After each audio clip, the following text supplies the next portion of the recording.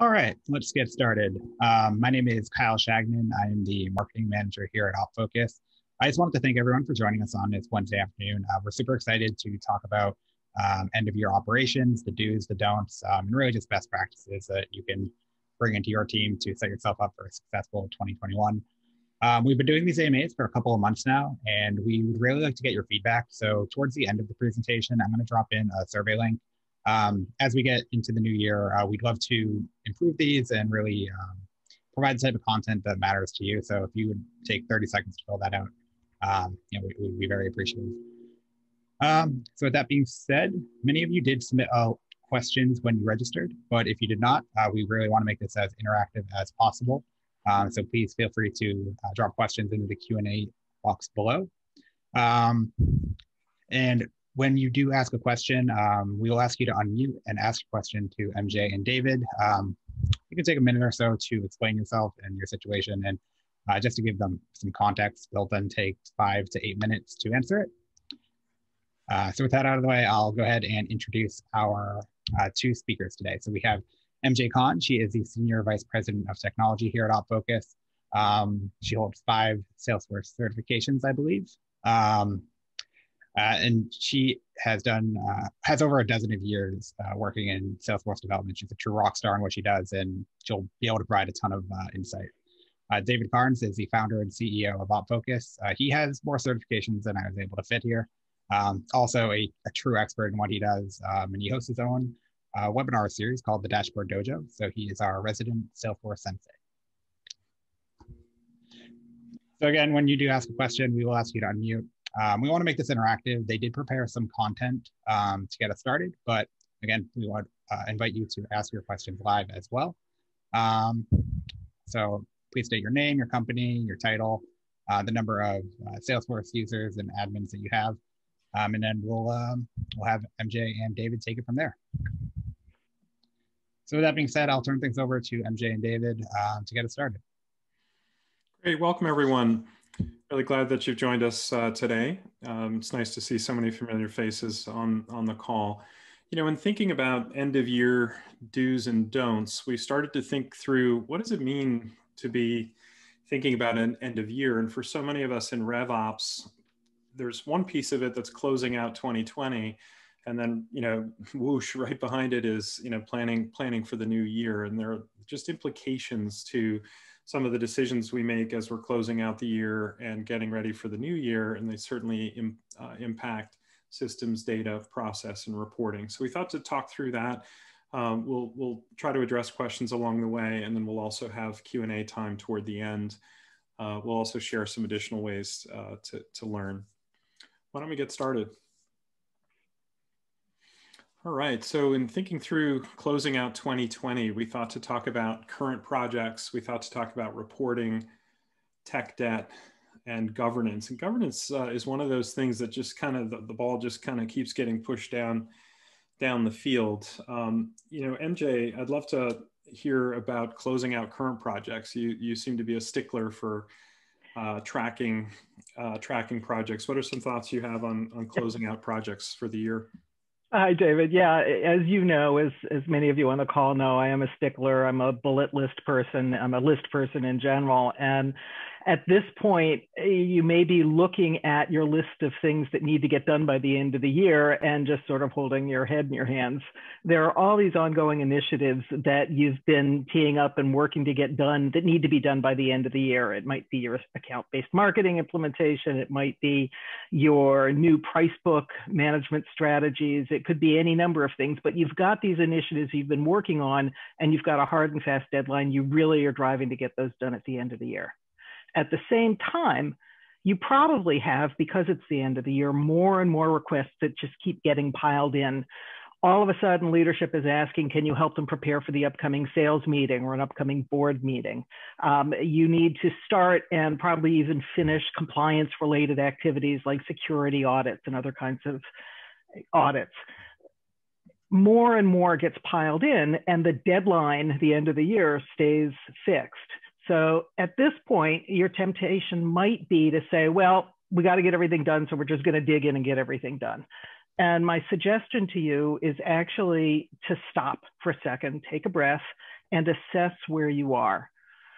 Do all of the things that are on your list absolutely need to be done by the end of the year? Or if you're sure you're not going to get them done, which ones can you delay until next year? It's much better to get the most important ones done than to get everything only partway done. So take a look at what projects you haven't completed yet, or you haven't even started yet.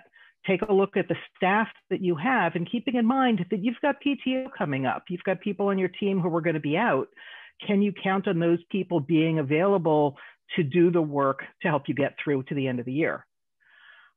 Another question to look at as you're looking at closing out projects is, what dependencies do you have on other team members outside of your own team? If you are working on a new account-based marketing strategy, you need to be able to work with the people on your marketing team. Are they going to be around through the end of the year, or do they have PTO? So you have to look at all of these factors as you're trying to figure out what it is that you can get done at the end of the year. And one last thing to assess is, think back a year. A year ago, what new projects were people throwing on that were a surprise to you? They might have been a surprise last year, but they don't have to be a surprise this year. So all of this is regular project management work. David? Yeah, I'm just wondering too, this year, it feels like within many organizations, people haven't been taking their PTO, and you almost wonder if there's an extra risk if an organization doesn't have sort of an unlimited PTO policy and they only have a limited carryover, if there is going to be a surprise of PTO requests right at the end of the year. I find myself already really pushing specific conversations and trying to get one CPQ project that we're trying to help define for a client. I think there are 10 people that are going to be on a scoping call, and I really pushed more than I've ever pushed to just try to get the thing scheduled for the first week of December, because you know that everybody just scatters. So it's you wonder what the impact will be to the project lists. Yeah, absolutely.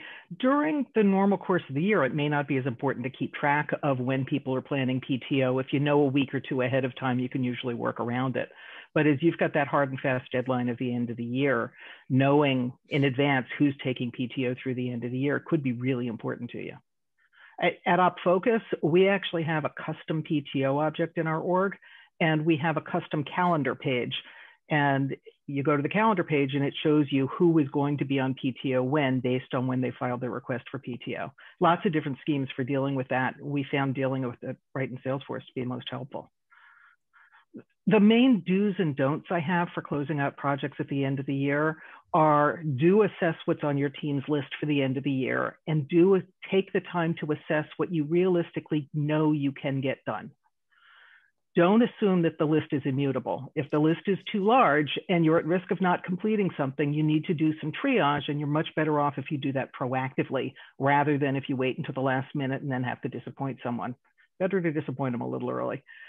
One other thing, and it's a good practice at any time, is as you and your team finish up projects by the end of the year, do take a few minutes to celebrate those milestones and celebrate the people who made them happen. A little bit of internal PR like that can go miles with your own team, and it can go miles with the rest of the organization to help them understand what it is you've all been doing. David, I know a lot of the end of year activities include report and dashboard work. Do you have any do's and don'ts for closing out the year there? Yeah, what an interesting year. I think all throughout the year, we've been challenged to think through reporting differently than we have before. Sort of, what were the trends pre-COVID? What are the trends since the lockdown? I have a feeling that we'll need to make adjustments end of year as well. I think there's sort of a typical behavior of, let's dust off the reports that we cobbled at the end of last year. One suggestion would be to just, let's say that you're doing it within Salesforce, to copy and not modify those old ones, put them in your own separate private folder that's read-only, so nobody tinkers and adjusts them, and then get to work there. I think more broadly, one of the things that we see, especially where I can see a number of you on the call, you've made acquisitions this year.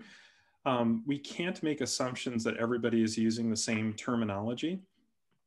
And we see that in a couple different ways, whether it's defining what a customer is, what a lapsed customer is, if you have a definition of a new customer versus existing customer versus ex-customer, just being clear across the organization, and whether that's going so far as to have a glossary of terms, a glossary of reporting terms. And I've seen it so many times over the years where you realize that not everybody in the organization is using the term, whether it's a conversion or some type of a ratio, that they're just not using it consistently. So there's probably a good opportunity as we look to assess what happened during 2020 and start planning for 2021 to just make sure that we're all on the same page reporting wise.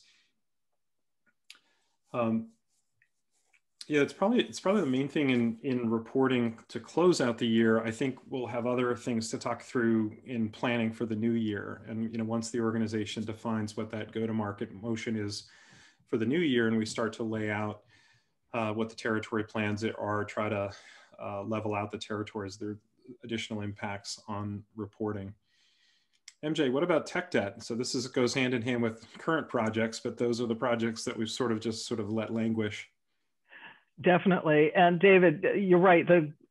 Something as simple as having a glossary of terms and consistent terminology, some of that actually falls under the category of tech debt, and some of solving that falls under the category of governance. So we'll be coming back to that. But it is amazing as you work through acquisitions, as you work just through hiring people, the number of times we run across a single company that might have multiple terms for the same thing. And people don't understand that they're using different terms, or that they're using the same term to mean two different things. So even the glossary of terms and consistent terminology becomes really important. Yeah, especially when an organization's scaling and you're hiring, bringing on, a new head of marketing, new head of demand gen, new head of, whatever department it is, you're establishing a new client success team to be able to hand them, when we say this term, this is what we mean within our organization. It just saves friction from later. It does. And being a detailed person myself, it absolutely helps when I have a discovery conversation, for example, with a client about what they might or might not want to do with something. Understanding that the term that the first person I speak with means exactly the same thing as when the next person I speak with is using it it's key for me, and it's obviously key for our clients. David, you were asking about tech debt. As we get closer and closer to deadlines like the end of the year, we get more and more rushed. And from a technical perspective, although I hate to say it, we sometimes take shortcuts. So rather than taking the time to review a really complicated page layout, we just throw a new section with a bunch of fields in there, and we hope the users will figure it out. If we know we have to write a formula that's going to calculate a key date like 1 year from today, we don't take the time to take a leap year into account. Leap year's not happening for another 4 years. We don't have to worry about it. Sometimes it's big things like adding a validation rule that breaks a bunch of unit tests. And we figure the developers will sort that out later. Later is usually the night when a big deployment is due to happen. All of these kinds of things, these decisions that we make in the moment that seem like they might be okay, but come back to haunt us, all of that creates technical debt. Something that kind of sort of works okay now, but that definitely is going to have to be cleaned up someday. And the problem is someday sometimes never comes. And so the debt just keeps piling up, and you keep working your way around it until you really can't anymore. The suggestion I have for you is probably not surprising to those who know how much of a list person I am, but it's to keep a list. You could keep a list in a custom object in Salesforce. You could keep it in a Google Sheet or Asana or in some other tool, but keep a running list of the items that you know you might need to come back to at some point. There are a couple of examples for end of year tech debt that you might even start looking at now. One of them is account, contact, and opportunity ownership. If you've had people leave the company over the course of the last year, what happened to their accounts, contacts, opportunities, and other key objects? Do you still have records that are assigned to inactive users? And if you do, who's keeping track of those things? Who's managing those opportunities, for example? So just running a report on that and going through to find out what the state of those records is and what you can do to resolve it is a great way to clear up a little bit of debt at the end of the year. From a more technical perspective, you may have jobs and other processes that are running in your org as the wrong users. Maybe your default workflow user from whom emails are sent is somebody who's no longer with the company. Best to go through the jobs, the automations, and make sure that the people, the users who are running them, are actually the right users, the ones who should. A big area that we see is field cleanup. I talked before about people just sort of throw fields in and hope the users will figure it out, but fields age out, people stop using them. And you can use a tool like Field Trip to see what fields aren't being used. And then if you can't delete those fields entirely, you can at least take them off of page layouts. Maybe you can hide them so they're not accessible in reporting where they're just going to confuse people. You can look at some house cleaning, and I'm a little embarrassed, but I'll admit that this is something that we need to do within OpFocus. Do a little bit of house cleaning to clear up technical debt around inactive workflow rules and process builders and automations and even Apex triggers. I look at the OpFocus org. Our project object is one of the biggest objects we have in the org. David, I hate to say it, but I suspect about a quarter of the validation rules that we have on that object are no longer active, and they're sitting there inactive and just cluttering up the view. Yep. Go through, generate a report, or look through and try to figure out what you have that's inactive and decide, are you ever going to activate it? If it hasn't been activated in the last 2 years, you can probably just delete it. One of the related topics has to do with custom report types within Salesforce. For years, they have not been kept in sync. When you've added a custom field to an object, your existing custom report types haven't kept up to date. And with the winter release, there's a checkbox under setup, feature settings, analytics, report and dashboards, report dashboard settings, where every time going forward, when you add a new custom field, it'll keep custom report types up to date. But that still doesn't take care of the gap of, for some of us, it's been years that these custom report types have existed, but not been kept up to date. It's a very manual thing. It's literally dragging one field at a time. So that project object example, I've given it in speaking when I realized there were 200 fields missing from a custom report type. And if you're not using that report type, maybe it doesn't matter. But if an unsuspecting user comes along, it's certainly an area where you're exposed.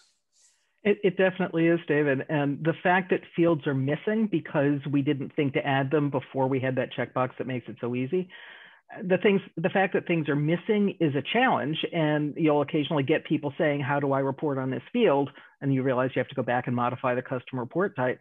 But almost even worse is the fact that fields that have become obsolete stay on the custom report type until you delete them, or at least make them inaccessible to anybody who might be inclined to look at them. Almost worse than not being able to find the data that you want is finding the wrong data and not realizing it. So maybe this is a good time to shift over to the topic of governance. And you talked about the tool Field Trip.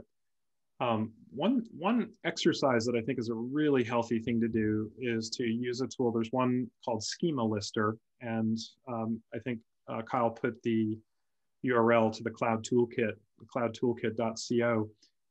What you can do, there are probably about 10 tools on that site, but one tool in particular is called Schema Lister. We can export, create an Excel file. Each object is a tab, and it lists all the fields, the data types, the pick list values, et cetera. And what we might do is create a data dictionary. And my suggestion would be to not try to boil the ocean and do it for every object. But if you just did that for leads, accounts, contacts, opportunities, and set that as the goal, to try to define, and a few columns you might add with that: who owns the field, is the field in use, is there some action, some notes, like maybe we could use this field if we updated the values to what maps to NetSuite or something like that.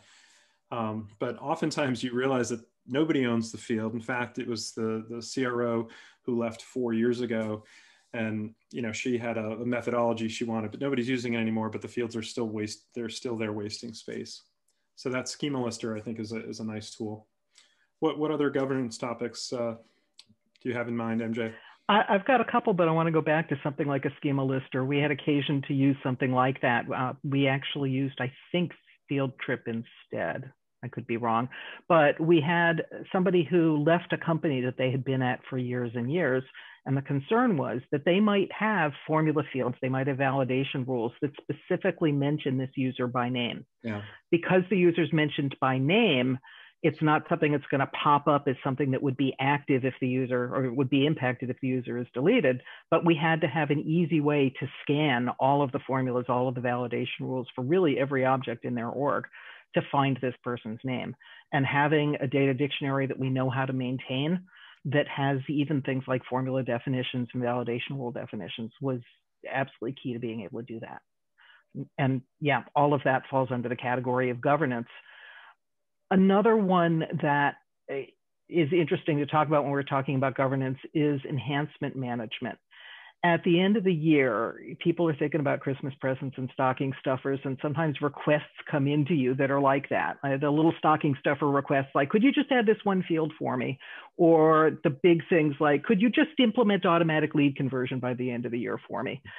As you look at all of those things, you need to be able to manage those requests. Email is not a good management tool for that sort of request. What we've seen companies do, what we do is we create a form.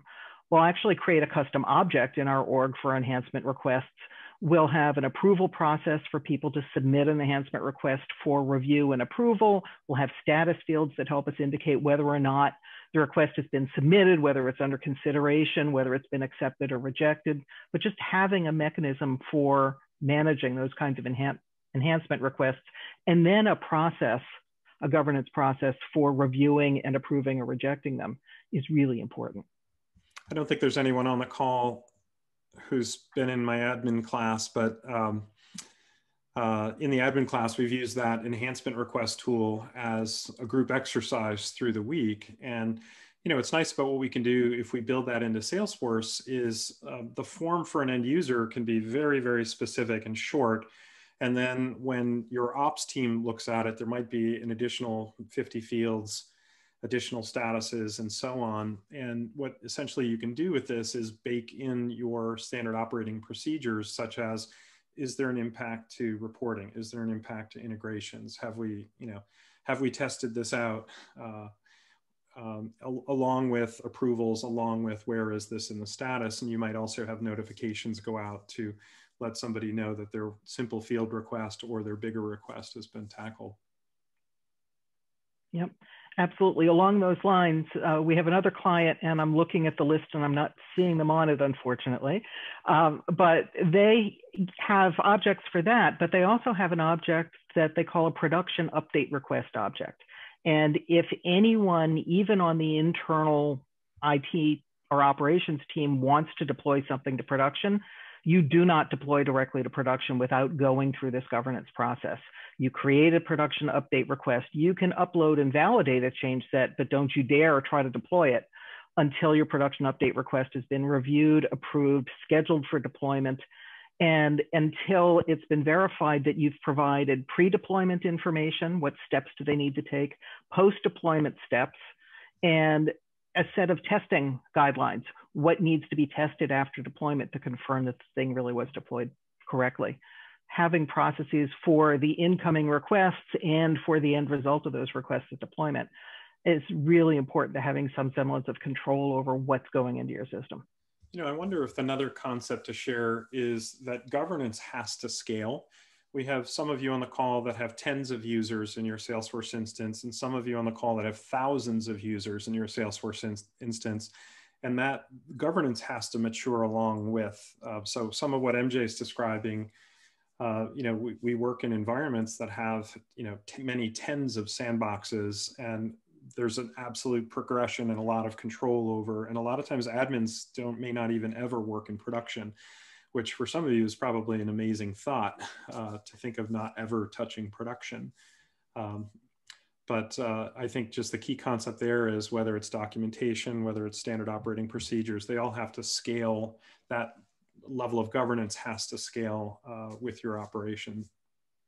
Yeah, no, totally agree. We've got sandboxes on our list. It's a little further down, but I think it's a good time to talk about it, is that having a sandbox strategy is really important for governance. people think about a sandbox strategy and they start thinking now about continuous integration. And I'd say, don't worry about implementing an entire full-blown solution right out of the box. Start small, start with managing things simple like sandboxes. Who's working in what sandbox? Do you have a policy, and can you enforce a policy that nobody makes a change for the first time directly in production, unless it's a god-awful emergency? How are you controlling that?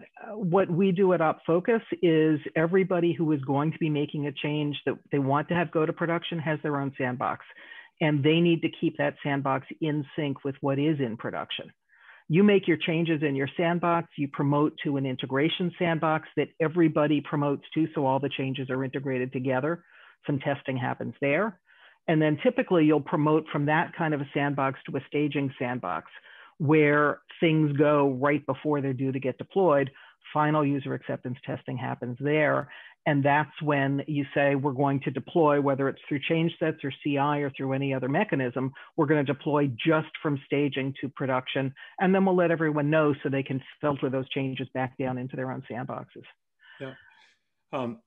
I know one of the things that's important to everyone is documentation. And it's interesting how many different types of documentation. Many of you have tech stacks with 50 different tools in it, 100 tools.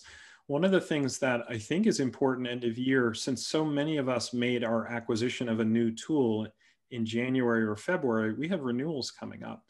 And it's probably a worthwhile exercise, if you don't have a Google sheet with each of the tools in your tech stack, what the license counts are, how many licenses, what's the renewal date and whatnot. It's probably time to put that together.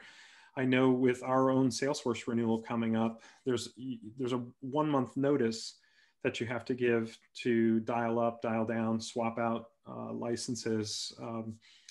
And this is across a lot of tools. It's funny that I just got off a call with Zoom Info, time to renew. It almost feels like they're doing it even a little bit earlier this year. But I think knowing each one of the tools, when it renews and what their policy is when you have to make a decision, I think is a good thing to sort out now, because so many of us have made purchases in the past in the first weeks and months of the year. Absolutely, David. It's also a good time, if you have that list, to go back and assess the list and decide, are you actually using all of those tools? Are you using them actively? We have a knowledge management system that's based on a product called Get Guru. We call the system Op Guru, and we do use it actively. I've definitely seen knowledge management systems that go great guns for the first 3 months. You get everything in there and then nobody goes back to maintain it. Nobody goes back to update it as your policies or your practices or your data dictionary change. If you at least have that list and you know somebody's going to be coming to you and asking you to pay for a renewal, you can go through the list and make a decision ahead of time about whether you really want to renew. And if you do, how do you make sure that you're actually using the tool and getting all the value out of it that you're paying for? Yeah. I'm curious, I talked about Get Guru and we talked about other kinds of tools. I'm wondering, tools for documentation. Is there someone on the line who'd like to share tools and solutions that they use for documenting, or that you use for documenting your own systems? You can put a message in the Q&A window and Kyle will pick it up. Yes, somebody submitted, I may be mispronouncing it, Easy. Azza. It's good to see you, Azza. Would you like to talk a little bit more? I know you mentioned briefly in the chat, but I'll allow you to join us. And don't forget to unmute. There you go. Okay. Am I set now? Yes, you are. Yeah. So this is Azza with E2 Open. Hey guys, what I was referring to Dave's point about the Google Sheets, we actually worked with IT and set up a really cool tracker in SharePoint for anyone that uses Microsoft, where you can actually track all your subscriptions. You can set up auto alerts based on the end dates or whatever date you put in the system. You can upload your contract. So we found, just to keep our arms wrapped around the renewals, that was super helpful. But MJ, I don't know, to your specific question on documentation, I don't have any And Azza, what makes it so important, just given the size of your organization and then the acquisitions and sort of the tech stack goodies and the tech stack stuff you may not need that you've inherited through the acquisitions. And I think to your point, we had a few surprises, last year where we didn't realize we didn't opt out. We got caught off guard by something. And so just recently I'd worked with the team on putting together a process where I believe 90 days before the notification period event, we're now pulling data on adoption and usage and working with the business stakeholders. For each of these, we have business stakeholders identified in just making sure what is our renewal strategy, or to your point, as we've acquired companies, sometimes it allows us to have a more strategic conversation with a vendor where we may have multiple contracts, smaller contracts. And so we can talk about consolidating and contracts and looking at, just relooking our account size, given whatever new license count we've reached. So Azza, you'll appreciate in OpFocus's history, I missed it one year for one of the apps. They had a 30-day policy prior to renewal, and I was like 26 days. And so they said, "We're sorry, you can't cancel." And I said, "I still want to cancel." And they said, "No, you can't." I said, "For next year. I'm canceling now for next year. I'm giving you 13 months notice." Actually, that's exactly what we did with the one vendor. We were like, "Okay, sure. We'll take this as our official cancellation notice for the fall." Yeah, because you have to, right? Because otherwise you forget and another year goes by. Yeah. Well, thank you, Azza. That's great. Yeah, thank you, Azza. I don't know whether SharePoint or some app within SharePoint allows you to do this. If you keep that information in a system like Salesforce, you can have the expiration date, and you can have time-based workflow that notifies you well in advance of the expiration date, so that hopefully you don't have to worry about it 13 months in advance, but you can get it a little bit more than a month in advance. Yeah, it was pretty funny. Yeah, but it didn't seem that funny at the time. David. One of the other tools, so you asked about documentation tools. One of the tools that I've been impressed with, and I've seen this organization at quite a few events around the world presenting, is Elements Cloud. We had them speak to the OpFocus team early in the year. It'd be interesting to hear experiences that people have had. I just see a lot of happy customers with that, and the level of detail that Elements Cloud can provide for documentation. For documentation and for governance and keeping track of even diffing, but what's going on in the sandbox versus what's going on in production. Yeah, Elements Cloud is an amazing tool. And if you haven't seen a demo, I really encourage you to go to elements.cloud and sign up for one. But David, to your question. Oh, I'm smiling because you said the word diffing, which is great. I'm going to guess not everybody knows what that means. Diffing?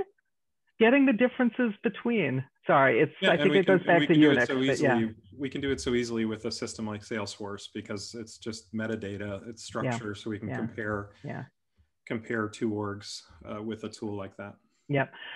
One of the challenges that I've had with Salesforce from the beginning, being somebody who tends to like having a lot of documentation, one of the challenges I've had is that you can put things into a validation rule or a formula, but you've only got so much space where you can put documentation about why you're doing something, or documentation to say, hey, before you change this, also change that. You just don't have a lot of room to put that kind of explanatory documentation. And Elements Cloud is really good at allowing you to do things like that. It maintains even more than a data dictionary to the side of Salesforce, but then pairs its documentation with specific entities, components, fields, validation rules, any kind of component within Salesforce. It's a very, very cool tool. Somewhat comically, just over a year ago, I was speaking at an event in Cambridge in the UK, and Salesforce was unveiling some new structure that they've added. And we can see when you go to a custom field, who owns the field. In fact, it's probably standard fields as well. Who owns the field? Is there some particular compliance issue with the field, et cetera? But that information is so hard to do anything with. I discovered a way to report on it, but it is so unbelievably obscure to create this ridiculous set of object connections within a custom report type to be able to get at it, that it's almost unusable. And unfortunately, a tool like that schema lister that I said, they don't provide that information. So I think we're still at a point where we probably keep our own list of it or use a tool like Elements Cloud to track that. Yep. David, as we're talking about tools, there's another governance topic, another set of tools that might come in handy, and that has to do with backups. We get to the end of the year, and I'm curious as to whether anybody stops to think about, are we backing up our systems? If you look specifically, yeah. Yeah, and I can tell you across the years, the clients where there's been an issue with the data load and they assume we're backing things up and we assume they're backing things up for themselves. And it's definitely worthwhile to check. Not all backup tools are created equal because the backups may be similar, but the restore effort may be completely different. Exactly. And above a certain size, you may want to look at a tool like an own backup that makes it more straightforward. Salesforce provides the weekly export service, which you can set up and basically schedule way out into the future. Two things have to happen. One is you have to have an end date that's out into the future. If you've had Salesforce for 10 years, that end date may have stopped a long time ago. So you want to just double check with that if that's your export service, if that's how you're doing your backups. So that's only half the battle. The other half of the battle is somebody has to do something with it. And MJ, how many hours? Is it 24 or 48 hours that those links are active? That's right. Those weekly backups are not there up until the coming week. They're there for 2 days. And we had a very young admin who came in, and we gave him the keys to the kingdom, and we told him, make sure we're backing up data, make sure you're downloading the data. And he spent probably an hour every week manually downloading every single zip file that was part of that backup. There are tools that will help you with that. If you're using the weekly data export, there's a tool that I use. It's a PC-based tool called Fuse IT. It's Fuse, capital I, capital T, SFDC Explorer. It's a really nice little tool, sadly PC only, so it wouldn't work for you, David, but it does work for me. Okay. And you can even schedule it to run. It will log into your org when you tell it to, either manually or in an automated way, and automatically download the files for you. It doesn't do you a ton of good to be doing the weekly data exports if nobody's downloading them, and you don't have to download them manually. There are other tools out there as well. Yeah, and the restore is not created equal. So even with considering that, I think it would be a horror show to try to do a restore from that. It's like, it feels great. Hopefully you only have to restore one object, not the entire system. Yeah. But, yeah. One other thing that you said, David, and this goes back to governance as well. If you're doing a data exercise, my hard and fast rule is before I'm updating bulk data in production, I'm manually doing an export. So I'll spin up the data loader and download, every account, every opportunity, everything that's likely to be touched or even unlikely to be touched, just to be on the safe side. You're always better safe than sorry. Yeah, that's true. Yeah. Should we talk about 2021? We can. I have one other thing around backups, and it's one that people don't always think about. If you don't have a continuous integration solution, the next question is your configuration backed up? Before you do a big deployment, are you going to be able to roll back if you get partway through that deployment and then realize, no, we're not going to be able to finish? What would it take to roll back? It's not an automated solution, but another thing that I do before a big deployment is I spin up a developer sandbox. The developer sandbox, do it a day or two ahead of time so you know it's there and it doesn't hold you up, but that's your backup of production config.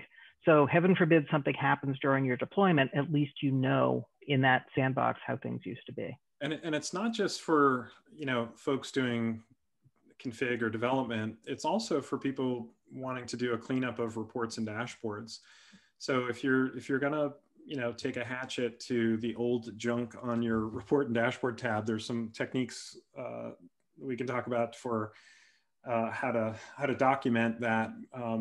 But even still, you might actually use another one of those developer sandboxes to have a copy of your reports and dashboards before you take a hatchet to them, because you could quickly restore something if you happen to blow away your CRO's favorite dashboard.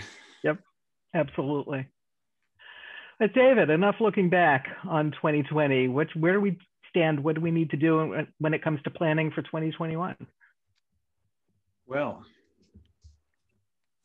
so clearly the topic of governance never ends, and we can talk about that. I think there are probably a couple of things. One is getting the revenue operations function ready for the new year. We should spend some time talking through that. The other is just at a high level, like where are we with our systems roadmap? You know, when we do a roadmap project, we're usually planning out 9 months, 18, even 18 months away. And what we try to do is what I've just noticed in our neighborhood, you know, they recently paved a road and then they came by and dug up spots on the road. And you think, why wouldn't they do that in the other order? You know, we want you to not be paving a road, implementing something, and then having to dig it up just because the order wasn't correct. And we want to be as thoughtful as we can about our roadmap. So if you do have a roadmap from the prior year, it's definitely time to take it out, dust it off, and try to validate, is this still all necessary? There may be changes based on the go-to-market motion of the new year. We're still in the coronavirus. A lot of us, how we exited 2019 and planned for 2020 is not, you know, that may be completely different. We've seen some of our clients who had a very channel heavy strategy and had thought to establish a direct sales model, you know, completely scrap that and revert to the channel model. Well, maybe they try again in 2021. There's a lot of considerations there that may impact the systems roadmap.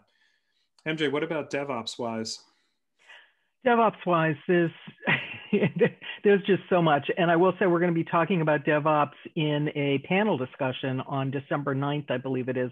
Kyle will put up some details about that. So we could do hours and hours on DevOps, and we're not going to do that in the next 20 minutes or 16 minutes. I'll just say, think about now as you're planning for 2021, where do you want to go with your processes and your tools so that your teams are running more smoothly, and so that you've got control over what's happening, when it's happening, and who it's happening by, and what are the steps that you could take to get there. Don't try to solve the world at once. I think David used the expression, boil the ocean. I think of it as solving the world, but realize that DevOps, continuous integration, if that's your desired endpoint, realize that it's a journey, it's a spectrum, and you don't have to be at the very end of the path right away in 2021. Just think about where you are, where you want to be, and the different steps along the way to get there, and then plan for it. And planning for it means a few things. Certainly it means identifying tools, identifying systems, and trying to lay out a rough roadmap. It means budgeting. It means planning the dollars for these systems, for backup solutions and development environments and continuous integration and code management solutions. It means budgeting dollars for training your staff on all of these things. So you need to budget the dollars for all of that. And you also need to budget the time to train your staff, the time to transition from the way that they've been doing things to the way that they need to be doing things going forward. Yep. So as you're planning for the coming year, think about those things. You know, one of the topics that could have fallen into 2020, and many of us are already thinking about our sales kickoffs. And it's funny, all these years, we're in our 15th year of having OpFocus, and all these years, you know, it's usually around now that we'll ask the question, you know, when is your sales kickoff? And maybe with coronavirus, a lot of us are hosting them virtually for the first time in a while, so it's taking on a different form. But what's interesting is how much that dictates. So if it's, you know, the third week of January, something like that, well, between now and then, we have this many weeks. We have to close out this year. We have a holiday period. There's only a set amount that we can get done prior to that sales kickoff. And a lot of times we'll work backwards from, okay, when is the kickoff? We obviously need to get through territory planning, account reassignments. We have to sort through that stuff and make sure that those updates are up to date. But are there other tools, whether they're productivity tools or other enhancements, changes to the sales methodology that we can fit in prior to that sales kickoff?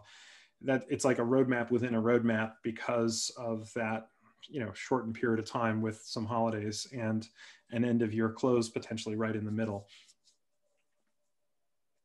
Absolutely. David, I know one of the topics under Rev Ops that is near and dear to the heart of somebody I know is on this call is forecasting and figuring out what's the plan for forecasting, what tools are available, and will those tools really meet your needs? Other kinds of Rev Ops things that we need to be thinking about as we're planning? Absolutely. Even one micro topic is around the territory planning. And, you know, if your go-to-market approach is changing slightly. If you have new team members coming on board, for a variety of reasons, your territories might change. One technique that we've used over the years is to actually have a shadow set of fields that are not visible to the majority of users, where we can get to work sooner, where we might have the new year owner and we just start doing ownership assignments, and that allows us to do reporting and to try to level off the territories. So I think probably what a lot of people do is pull that stuff out into Excel and try to do territory leveling, territory planning external to the system. But within an enterprise Salesforce system, we can use field level security. We can have fields that are visible just to a subset of users. And that might include, something like, who's the owner in the new year? What's the expected revenue we might achieve out of that prospect or client in the new year? And then there might be other notes. And that may also give you a mechanism for having conversations with reps to talk to them about their new territory and just try to, get them to buy into what that, hitting whatever the new quota is for the new year. I found that really useful over the years to have that shadow set of fields. Then we can essentially back that up, swap out the account owner and do a data load of that to reassign the accounts.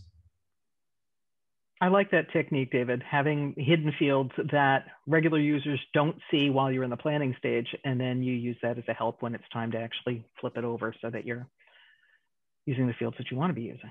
So going hand in hand with that could be updates to your lead assignment rules. I think sometimes those get overlooked, but whether you have around Robin, whether you have those new territory assignments, something that you can do in Salesforce is you can have multiple sets of rules, but you can only have one active. So there's nothing stopping you from creating a new set of rules that you're going to turn on January 1st and just have them in the system and ready to go. David, you and I have been talking for a while. We've got a whopping 10 minutes left. Anything that you'd want to close with before we ask for questions? I think the roadmap topic is a really important one.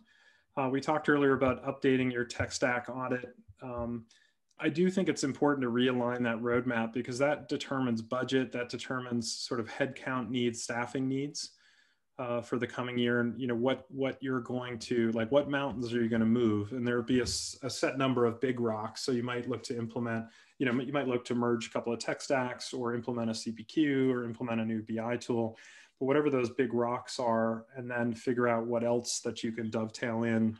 What's the staffing need for that? I guess each one of us has different timeline with our budgeting. It does feel like the budgeting might have started a little earlier for a lot of us this year. But that doesn't mean it gets finished for some of us until into the new year. Yeah, especially with the rebudgeting that a lot of us did probably in the springtime when COVID really hit. Yeah. Yes. Yeah. So it might be a different cycle this year, but that planning is really key. Yeah. And having the roadmap to help guide where you're going to put your bucks, your money, is really important. Yeah. All right, should we open it up for questions? Sure. The only thing is we have to have people ask questions. So it's a Q&A box at the bottom of your screen. Feel free to submit questions, and then I'll go ahead and unmute you, and we'd love to make this as interactive as possible.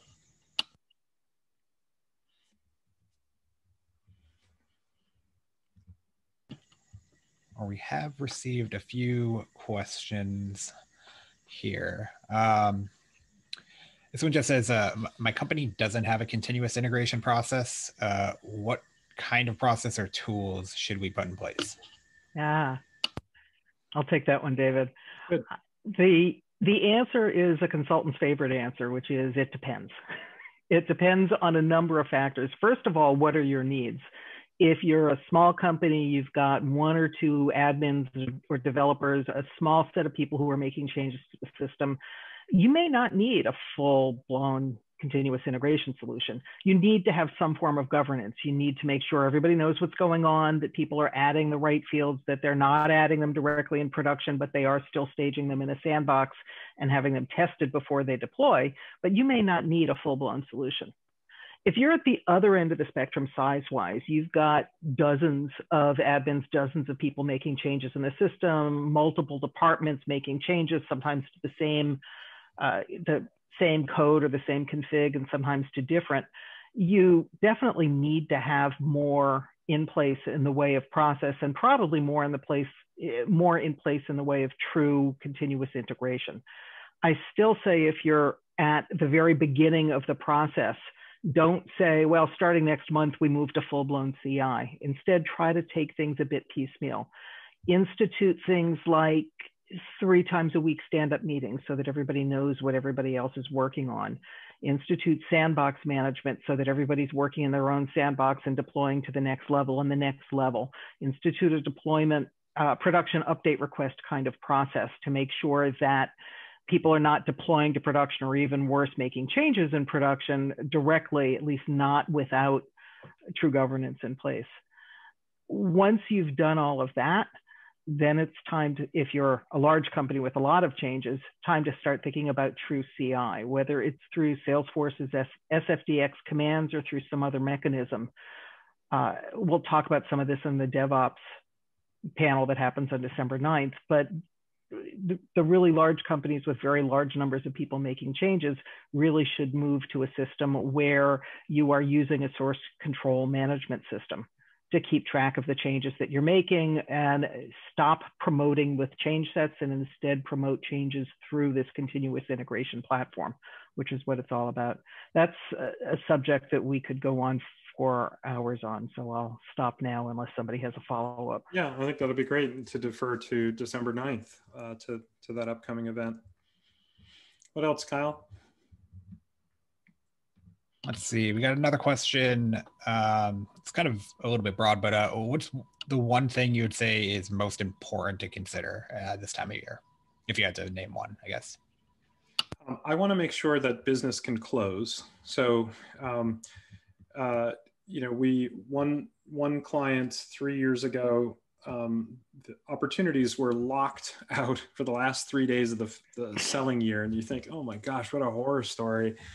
And that was, you know, before we started working in their system, but it was just stunning to see. And that stuff happens, right? Somebody installs a third-party tool, or they write a validation rule. Like validation rules, you can actually fix that a little bit faster. In this case, it was a third-party tool that was installed directly into production, not having been tested, and it just broke stuff. So I want to make sure that business can close. We want to close out the year and do whatever we can to support that, and that may mean being available to hold sales folks' hands, as you know. So as Rev Ops folks, we may need to step out of our normal day-to-day to just make sure that business is closing and there's no friction with that. But I do like the idea of taking the time to document the tech debt, make updates to our documentation around the system, and start to think about planning for the new year. But first we have to close business this year. Yeah. And David, that leads to the biggest don't that you and I came up with for, as you're closing out the end of the year: declare a moratorium on deployments well in advance of the end of the year. If it's so important that business be able to close at the end of the year, the last thing you need to do is plan a deployment, plan installing something in the last couple of weeks of the year, and risk breaking the system so that business can't close. So my recommendation is to plan ahead, declare a moratorium, put a date in the calendar, and let people know nothing new in terms of config or apps or anything goes into production after that date until we get to the new year.